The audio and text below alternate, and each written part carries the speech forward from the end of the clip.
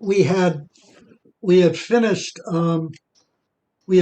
verse 28, hadn't we? So we're up to verse 29. So Oh, I thought we were 36.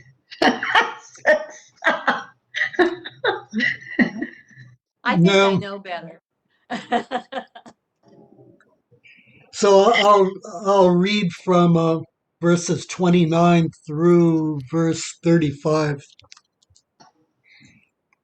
Immediately after the tribulation of those days, the sun will be darkened, and the moon will not give its light, and the stars will fall from heaven, and the powers of the heavens will be shaken. Then will appear the sign of the Son of Man in heaven, and then all the tribes of the earth will mourn, and they will see the Son of Man coming on the clouds of heaven with power and great glory. And he will send out his angels with a loud trumpet call, and they will gather his elect from the four winds, from one end of heaven to the other. From the fig tree learn its lesson. As soon as its branch becomes tender and puts forth its leaves, you know that summer is near. So also when you see all these things, you know that he is near at the very gates. Truly I say to you, this generation will not pass away till all these things take place. Heaven and earth will pass away, but my words will not pass away. So the sun will be darkened, the moon will not give its light, and the stars will fall from heaven. These are really popular second coming uh, Mhm. signs, according to many. So this entire section is almost invariably seen as being about the second coming. So what's wrong with that? He already came. Well, no, he hasn't exactly come yet. I mean, Oh, he's he's there's come. already a second coming. He already came. He came earlier, and all those things happen over and over. The sun will be darkened when we have an eclipse. The moon will not give its light. That happens. When it's cloudy. And when Or, there's a lunar eclipse. yeah, lunar eclipse, and at that time of the month when it's so dark you don't see it, when it's shadowed. And the stars falling from heaven. We get Shooting meteorite stars. showers. Yeah, you're right. Shooting stars. And the powers of heaven shaken.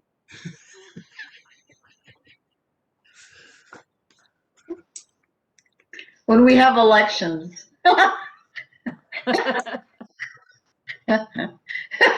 That might be. Or when the electoral college meets to certify the results. Oh, anyway. Okay, so that's one thing that might be wrong with it. What else?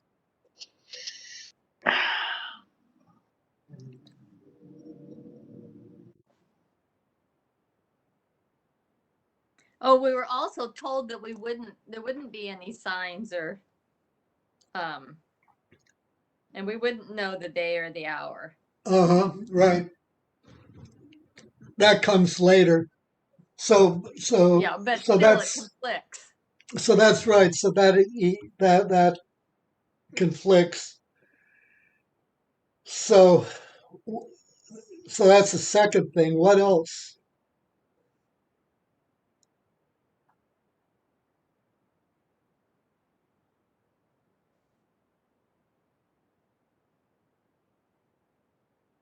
Well, the Son of Man is already in heaven. It said, then will appear the sign of the Son of Man in heaven. Oh, the sign of, not the son of. Okay.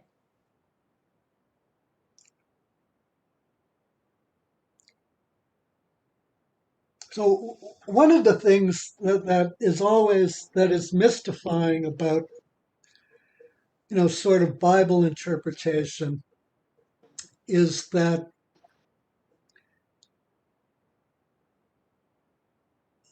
things can't mean whatever we want them to mean, and we can't supply whatever meaning we like, and we can't ignore the most plain, obvious sense of a word or words, right? So this section begins immediately after. Oh, yeah, there's no immediate for God. How many immediates can there be? I mean, how many interpretations of immediate can there be? Because we're not talking about immediate for God, we're talking about immediate for us because the gospel is for us. But with God, there's no timeline. No, but there is a timeline for us. And so, Mhm. since the gospel is and since the Olivet Discourse is being presented, Jesus is presenting the Olivet Discourse to his disciples, right? So, the most immediate significance of the Olivet Discourse is his disciples are hearing it and they have to understand it, right? So, Matthew records it and presents it, but the initial hearers are Jesus' disciples. So when Jesus says immediately after, the clear meaning is immediately after. Yeah. It doesn't mean 2,000 years ago. it Yeah. doesn't mean 2,000 years from now because God's time is not our time or whatever else. It means immediately after. I mean, we see the same problem with, but at that day and hour, no one knows, not even the angels of heaven, nor the Son, but the Father only. Mhm. Mhm. How many possible interpretations are there of that? And One. yet, generally, and I mean, you can see it to a degree. Well, you can't see it at all, but nevertheless, it's most galling in the case of biblical literalists, right? For which every word is literally true. But all of the ones that are literally true for the most part are ones they ignore. So immediately after, that goes out the window. No one knows the day and the hour, that goes out the window. This is my body, this is my blood, that goes out the window. It's like the Bible becomes this the Bible begins to mean whatever you want it to mean. So this is So we have immediately after. That means immediately after. If we look at Matthew's gospel, it's actually true in Mark's gospel that immediately after is a transitional device. But in Mark's gospel, immediately after is never a transitional device. So the disciples immediately follow Jesus in chapter 4, right? So they encounter Jesus, they follow Jesus. It's not they follow Jesus 3 weeks later or 2,000 years later. They do it immediately. In chapter 8, when Jesus comes down from the mountain, he touches the leper and immediately heals him. The leper doesn't go and die and then is healed. The leper is healed immediately. He talks about the parable of the sower, and the one type of soil immediately receives the word and then immediately falls away at the sign of trouble. Those are immediate. It's not that that kind of thinks about, contemplates the word, and that trouble comes and struggles, it's immediate, or the parable has no sense. Jesus stills the storm immediately. He rescues Peter immediately in chapter 14. The blind men in chapter 20 are immediately healed when Jesus touches their eyes.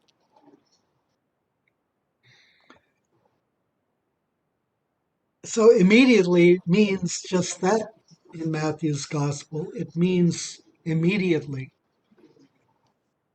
So we have immediately after the tribulation of those days. So we've seen what tribulation is. We've now had three references to the tribulation. First reference was to the tribulation was in verse 9, right? And that certainly refers to the persecution under Nero. The second was to the Great Tribulation in verse 21, which in turn is a reference to the first tribulation in chapter 9. So that tribulation refers to the persecution of the church under Nero. And it refers to the Roman-Jewish war and the siege of Jerusalem. But notice so far, the temple has actually not fallen, right? He's warned of false messiahs. He's warned that when the second coming does come, it will be instantaneous. And he's mentioned the body and the eagles being gathered. Mm-hmm. So immediately after the tribulation of those days, the sun will be darkened, the moon will not give its light, stars will fall from heaven, and the powers of the heavens will be shaken. What does that mean? So implicitly, there's some event here immediately after the tribulation of those days. So the tribulation ends with the sun being darkened, the moon not giving its light, the stars falling from heaven, the powers of the heavens being shaken. And then appears the sign of the Son of Man in heaven. What is happening here? Any ideas? An eruption, a volcano eruption. Not a volcano eruption. Stuff goes flying. Stuff goes flying. Yep. I think God's taking over total control. There will be no more fallen angels or, he's got total control of everything. That would be the second coming. But we're not at the second coming Not yet. there yet. Okay. We're immediately after the tribulation of those days. So the tribulation of those days, how does the tribulation of those days end?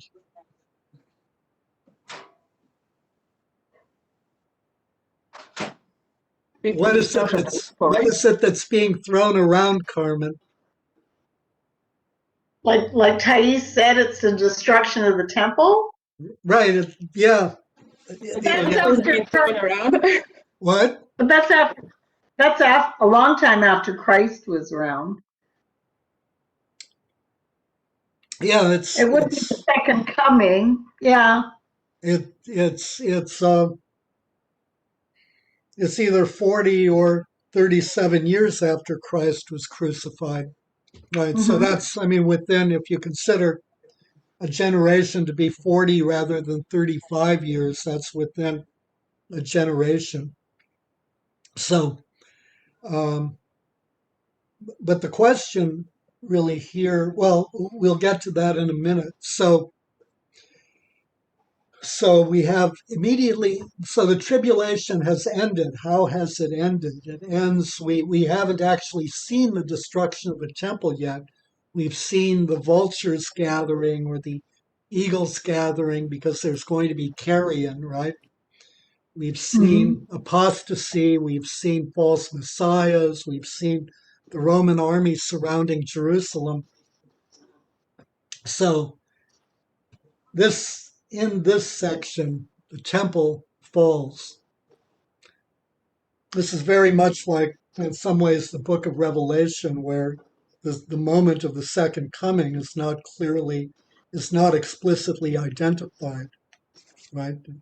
It's implicit, but within the context, it doesn't really seem possible for it to be anything other than the destruction of the temple at this point. So we have the cosmic imagery. This is all imagery of the day of the Lord. The sun will be darkened, the moon will not give its light, the stars will fall from heaven, powers of heaven will be shaken. It's no longer the day of the temple. It's no longer the day of the temple. Yeah. So the closest paraphrase to the first two, the sun will be darkened, the moon will not give its light, comes from Isaiah chapter 13. Hmm. Verse 10.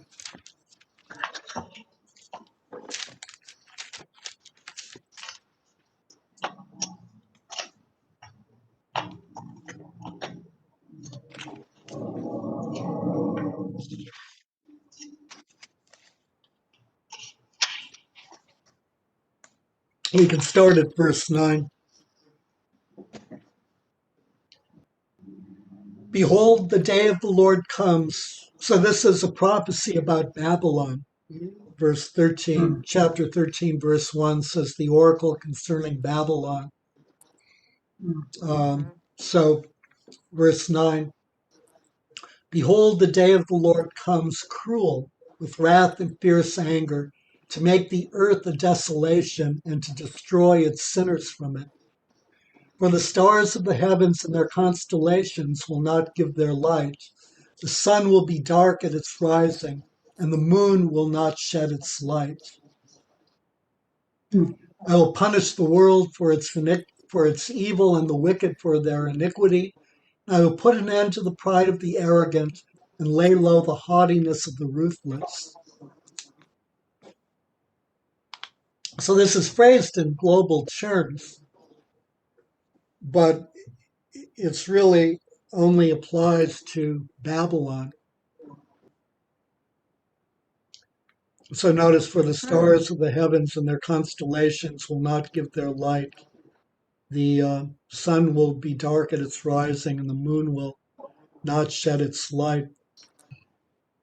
So Matthew's language here is what we're discussing. What are we discussing? Chapter 24, verse 29, with the sun being darkened and the moon not giving its light, which is drawn from Isaiah chapter 13, verse 10. So Matthew's is almost an exact paraphrase, is an exact quotation, rather, from the Septuagint version, except that he replaces it will be darkened as the sun rises in the Septuagint with the sun will be darkened. So Jesus is drawing a parallel between the destruction of of Babylon and the destruction of the temple, or the siege of Jerusalem. So, what is the what does the destruction of Babylon mean? Is that the day of the Lord? That's the day of the Lord in this context, in the context of Isaiah chapter 13. Yes. So, in some form, God has intervened in history to put an end to Babylon.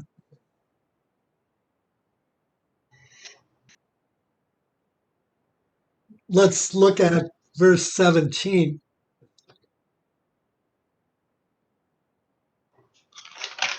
of Isaiah.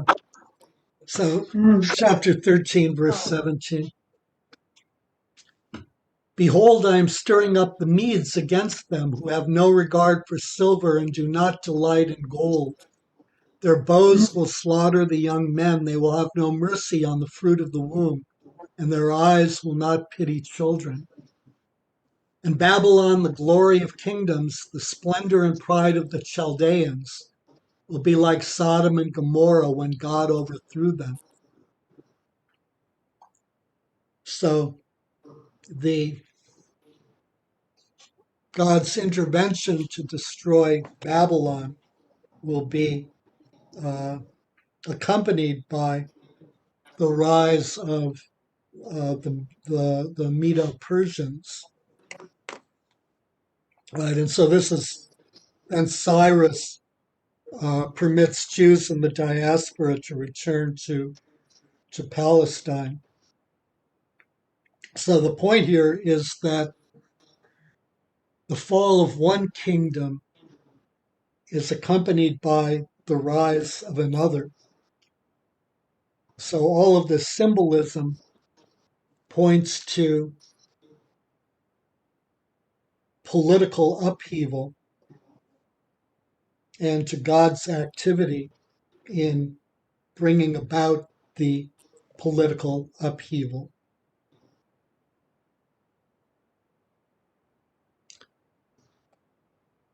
So,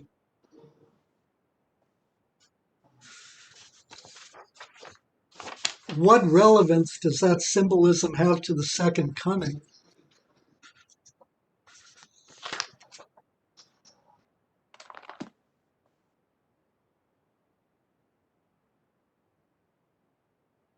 Well, the second coming is the kingdom of heaven will be on earth. Uh-huh. So the fall of what we have now will be the rise of an even better kingdom.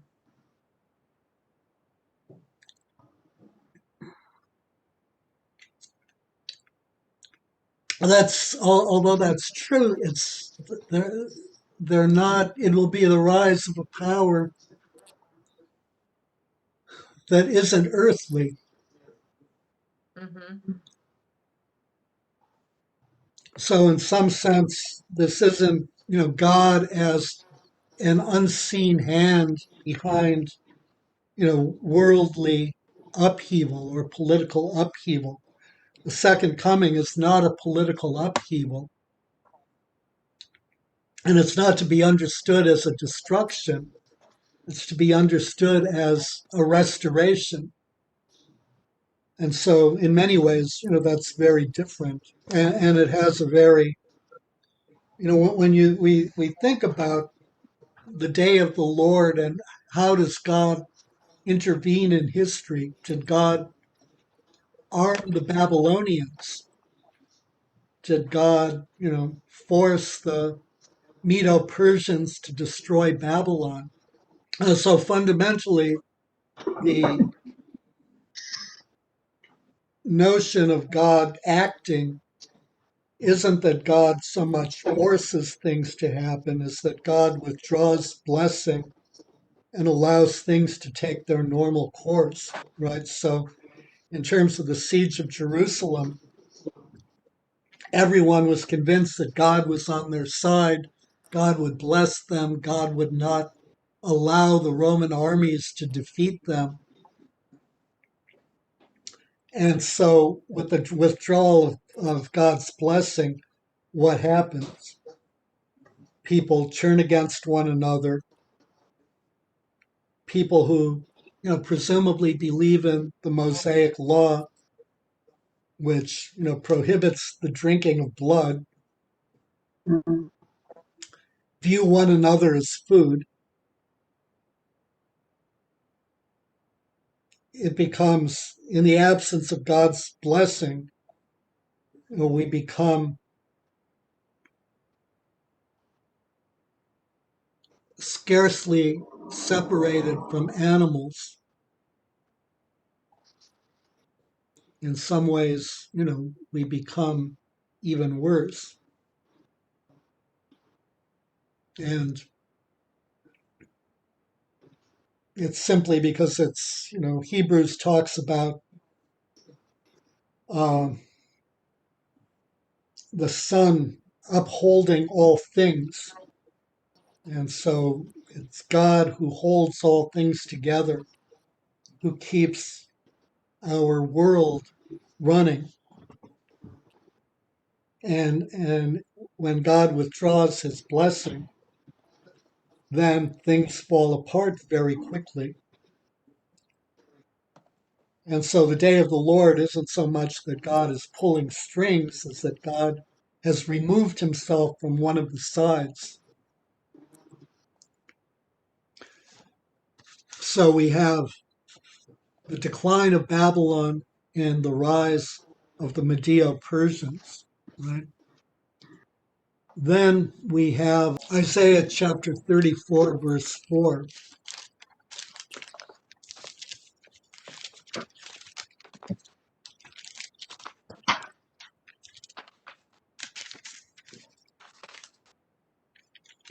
And here, actually, it's probably, you don't really need to turn to Isaiah 34, verse 4, because Matthew is drawing on the Septuagint version, and the Masoretic text is significantly different.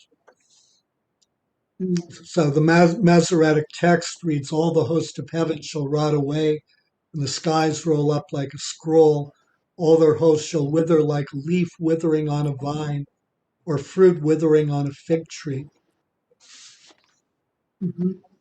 The Septuagint says, "And all the powers of the heavens shall melt, and the sky shall be rolled up like a scroll, and all the stars shall fall like leaves from a vine, and as leaves fall from a fig tree."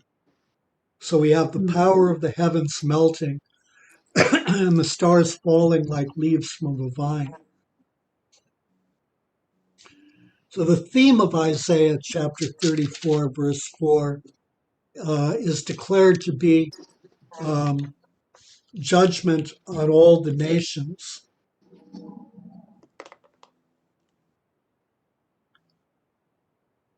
In verse 2, it says, "For the Lord is enraged against all the nations and furious against all their host. He has doomed them, has given them over for slaughter." This is very much like the passage from Isaiah that we just read, that it's the world that's condemned, and yet it gets narrowed down to just Babylon.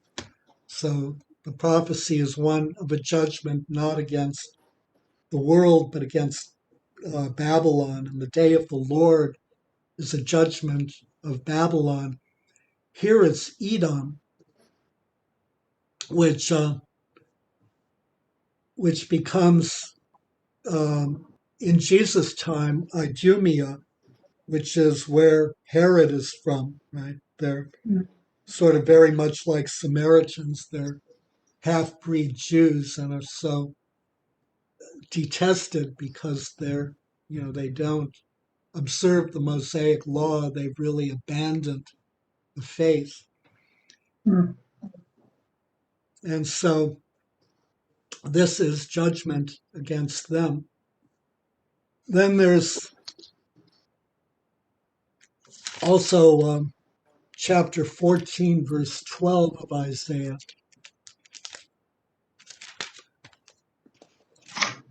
This really continues the condemnation of Babylon. "How you are fallen from heaven, O day star, son of dawn! How you are cut down to the ground, you who laid the nations low." This is a so the day star is fallen from heaven. This is in its context, it refers to the king of Babylon, whose empire is destroyed. So between those three, we have um,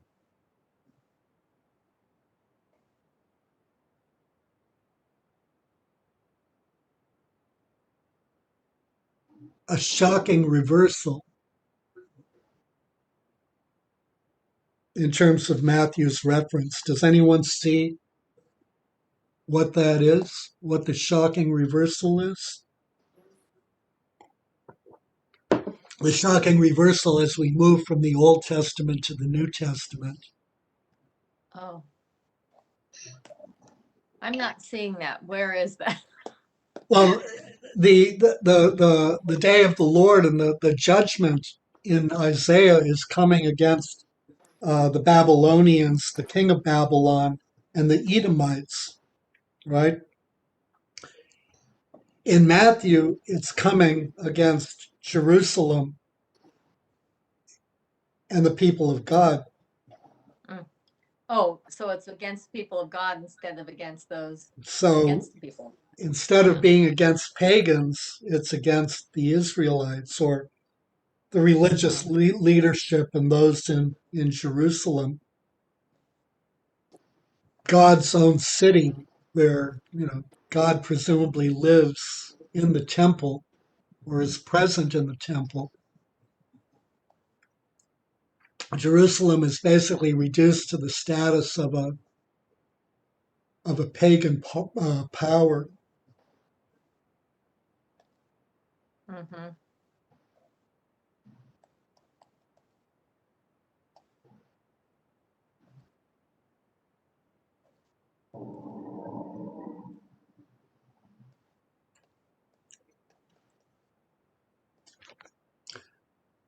Then also that notion of being shaken, where he says, um, the powers of the heavens will be shaken. St. Augustine looks at um, Haggai chapter 2, Okay. verses 6 and 7. For thus says the Lord of hosts, once again in a little while, I will shake the heavens and the earth and the sea and the dry land. I will shake all nations so that the treasures of all nations shall come in. I will fill this house with splendor, says the Lord of hosts. The silver is mine and the gold is mine, says the Lord of hosts. The latter splendor of this house shall be greater than the former, says the Lord of hosts. And in this place I will give prosperity, says the Lord of hosts. So the immediate prophecy of Haggai is the rebuilding of the temple. So the building of the second temple, which replaces the first temple, which was destroyed by the Babylonians. But Saint Augustine sees in it a prophecy, sees it as having two fulfillments.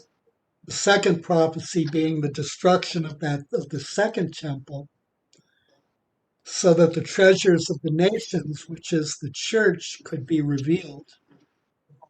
And so the splendor is Christ, the house is the new covenant, and the shaking is the shaking of Jerusalem that prepares the way for the unprecedented growth of the church. That's all from the city of God.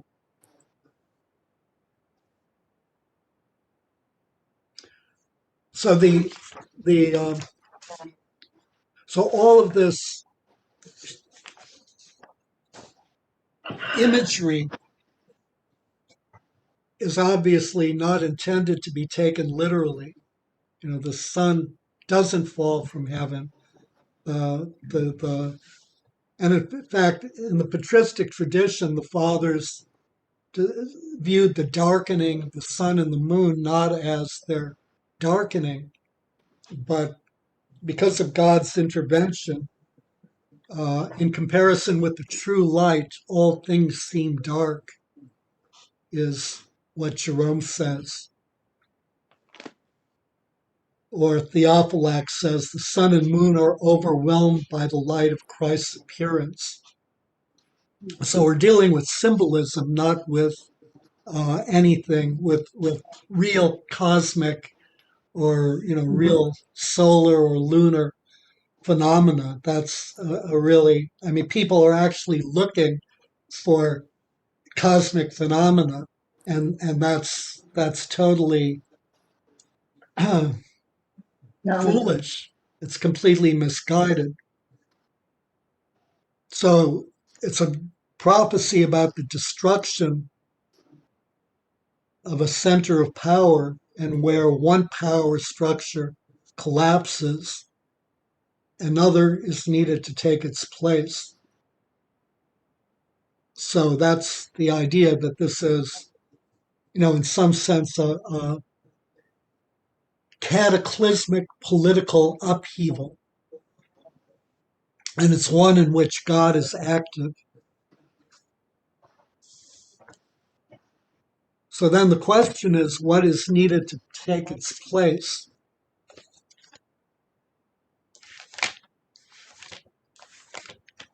And that's discussed in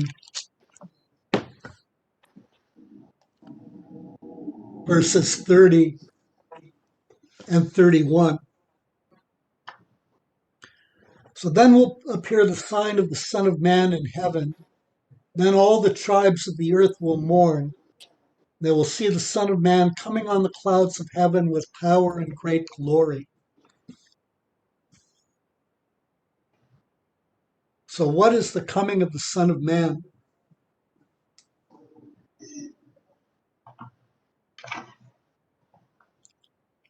Has this been fulfilled?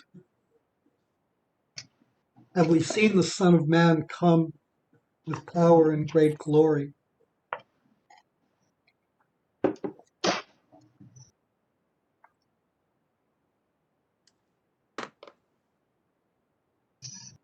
Not yet.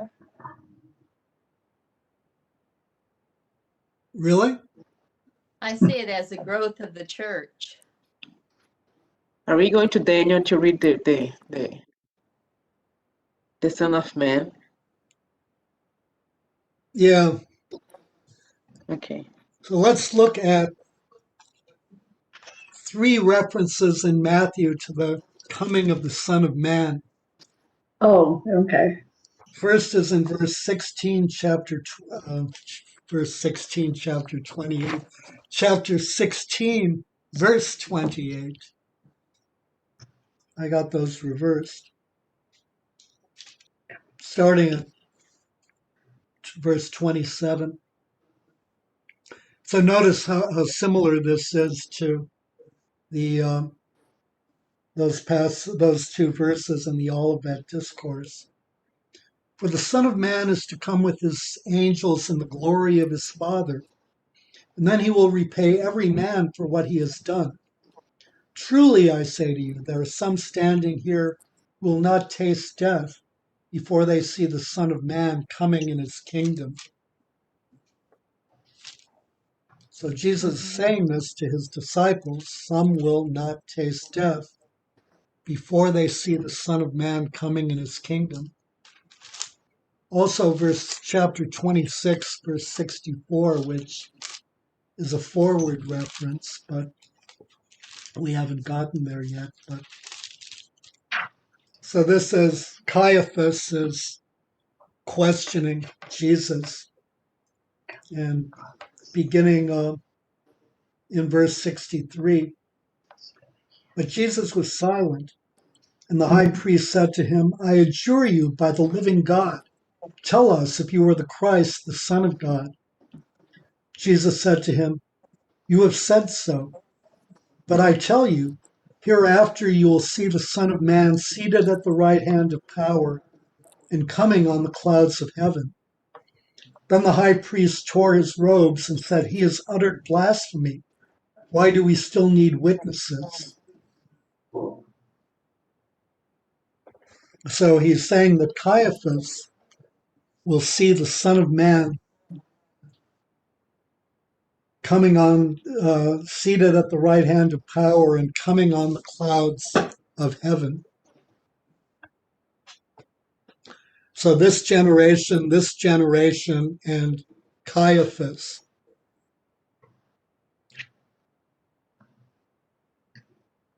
So he's referring to something that's already, that should have happened within this generation, within the generation of those hearing him. Is that the resurrection, Ron? Well, it could be, except that the problem is for the resurrection, how do we know that it wasn't just a grave robber? Because they guarded it. Did they?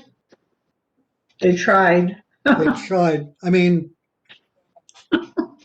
in some sense, the disciples believed that Christ was resurrected, but the rumor was, spread that the body was stolen. And, resurrection is somewhat what? I thought that's why he set up the guards, because he didn't want anybody to come out with that one. Yeah, but the problem is that whether or not, I mean, by definition, there are no eyewitnesses, right? Or Mm-hmm. not very many. Mm-hmm. And the body's missing, Mm-hmm. right? So make of that what you will. In some sense, we have the same problem as we have with the false messiahs. You have to go looking for the false messiahs, right? And the Messiah may be in the wilderness, the Messiah may be in the inner rooms, but who knows where the Messiah is? And somebody else tells me the Messiah is there, so that must be the Messiah, but maybe it's not. And we have the same sort of situation here. The body's missing. Resurrection is kind of not easily palatable. And so what's the explanation? Was Christ resurrected? Was the body stolen? Did maybe somebody just pour hydraulic acid on the body and it went poof? Who knows? I mean, as Christians, we believe that the body was resurrected, but the problem is that's not a public event, right? It didn't happen in front of the entire population of Jerusalem. So it's fundamentally a private event capable of multiple interpretations. And so a private event capable of multiple interpretations is problematic because there are multiple interpretations. So where does that leave us in terms of the coming of the Son of Man? What's very public, what's pretty indisputable? The crucifixion? The preaching by the apostles.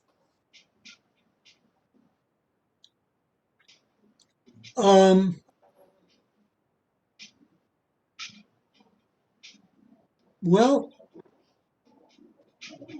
I mean, it certainly is, it's indisputable that it happened, but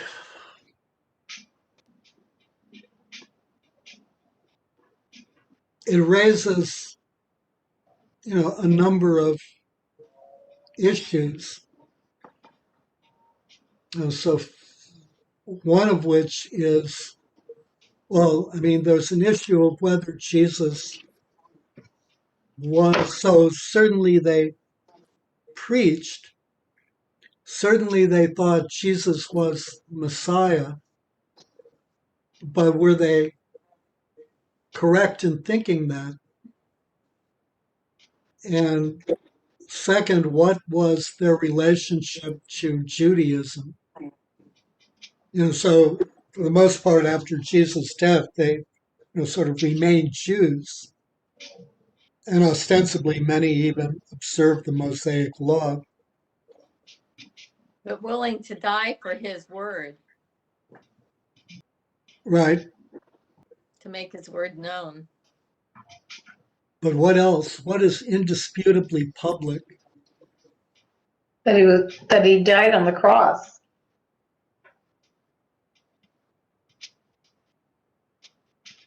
Yeah, but not that public. I mean, you know, two other people died with him. I mean, how do we, and probably many others at the same time.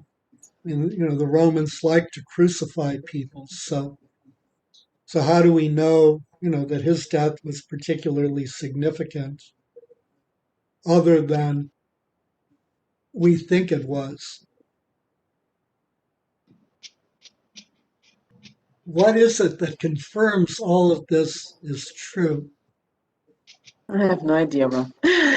Well, think about this. We're talking about Prophecies. cosmic imagery. We're talking about the decline of one power and the rise of another power.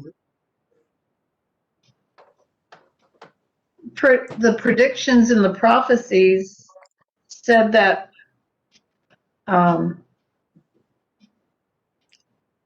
that he would die as an unblemished lamb and his legs would not be broken. Yeah, but since there's no body, we can't do an autopsy and determine whether that's true. Is it is it a darkness that befell the? No, it's once again, this is where the temple is destroyed. It's the destruction of the temple. Yeah, but then I thought about that because when you said like, was very public, that, but then he saying the next paragraph that's gonna come on clouds and all that stuff. Uh-huh, exactly. That's true. So where does that come from? It comes from Daniel. So it was a prediction Prophecy. or prophecy, yeah.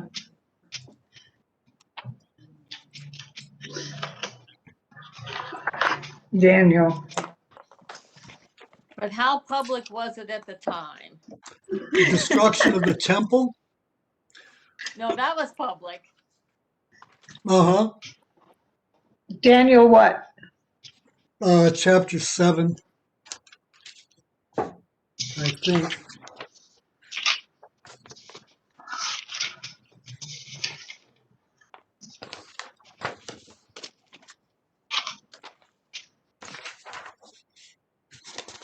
There came like a son of man, and he came to the Ancient of Days and was Mhm. present before him. Yeah. 13. 7:13. Right, verses 13 and 14. Okay, so first of all, Daniel sees four great beasts coming up out of heaven. The fourth of which is terrifying and dreadful and exceedingly strong, had great iron teeth, devoured and broke in pieces, and stamped the residue with its feet. So the four, That sounds like the Romans. yeah, it is the Romans. So the four great beasts are four worldly powers. They're the Babylonians, the Medeo-Persians, the Greeks, and then the Romans. And so the Romans are the most terrifying of the lot. What are the 10 horns? The ten kings, Yeah. culminating in Nero. And so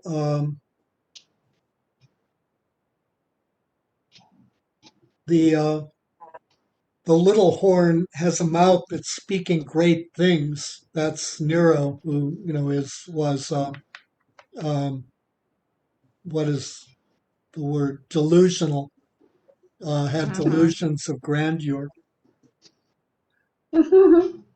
So then in verse 9, as I looked, thrones were placed, and one that was ancient of days took his seat. His clothing was white as snow, and the hair of his head like pure wool. This is God the Father.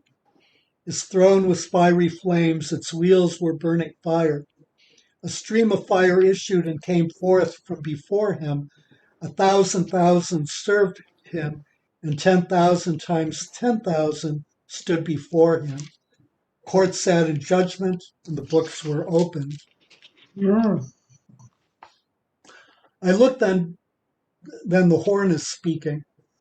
And then it says in verse 13, I saw in the night visions, and behold, with the clouds of heaven, there came one. So notice he's coming on the clouds of heaven. There came one like a son of man, and he came to the Ancient of Days and was presented before him. And to him was given dominion and glory and kingdom, that all peoples, nations, and languages should serve him. His dominion is an everlasting dominion which shall not pass away, and his kingdom one that shall not be destroyed. So where is the Son of Man coming? He's not coming to earth. That's the second coming. He's coming to the Ancient of Days. So he's coming to God the Father. Oh.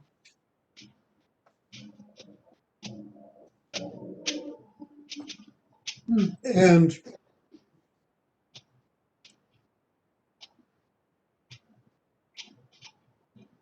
so the Ancient of Days hands over dominion, glory, and kingdom to one like the Son of Man. So that's Comes- God the Father handing over the dominion. Uh-huh. So the setting is the heavenly court.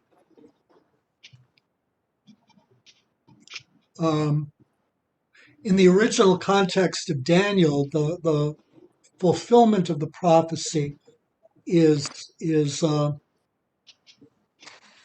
God's people. It's collective Israel as a people. But here, the Son of Man is, as Jesus identifies himself, is Jesus. Okay, so we'll stop at we'll continue with Daniel next week. Is this Hard to making understand. sense? So this is really important, since the misunderstanding of the Olivet Discourse and this kind of sort of end times frenzy, and looking for the signs of Jesus coming, is really profoundly discredits Christians, and really profoundly allows Christians to misrepresent God in profound ways, and allows Christians to confound God and Satan, and to present Satan as the image of God to the world. So the interpretation of the Olivet Discourse is sort of not a matter of indifference or not unimportant. It really is. It really is critically important. Which reminds me that I also had some comments from last week on the video where I wasn't very clear and evidently was sort of muddle-headed. So I also want to discuss those next week. So are there questions or comments or thoughts? Let's Review. next week, yes. Because, yeah, it's, I don't know. Well, I'm having a hard time with these two verses. Yeah. Having a hard time with what, Thais? With these two verses that we did today, 29 and 30. Oh, the two verses? Oh, so you want to Yeah. review those specifically? Yeah. If we can, it would be great. I vote yes. It's always fine to review.